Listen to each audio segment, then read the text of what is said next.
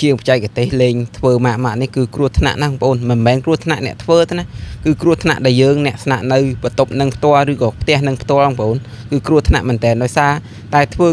អញ្ចឹងគឺខុសបច្ចេកទេសសុទ្ធសាធហើយវាមានហានិភ័យណាស់បងប្អូនហើយ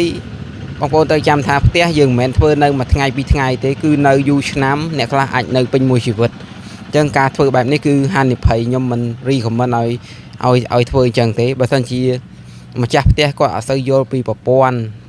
ភ្លើងឬក៏ប្រព័ន្ធស្អីយើងជាអ្នកជំនាញយើងគួរតែយល់បញ្យល់គាត់ខ្ញុំឃើញថាពីដានហ្នឹងវាអឹបមួយសាច់ដែកអញ្ចឹងយើងអត់មានបន្លោះរត់ខ្សែភ្លើងទេប៉ុន្តែក្នុងនាមជាយើងអ្នកបច្ចេកទេសយើងគួរតែមានដំណោះស្រាយគាត់យើងអាចសុំគាត់រត់បដែតអញ្ចឹងមកបដែតទៅប៉ុន្តែយើងកុំប្រើហ្គេនកុំប្រើហ្គេនឬក៏ប្រើអីវាស្អាតអញ្ចឹងយើងអាចសុំគាត់ប្រើជាតយោ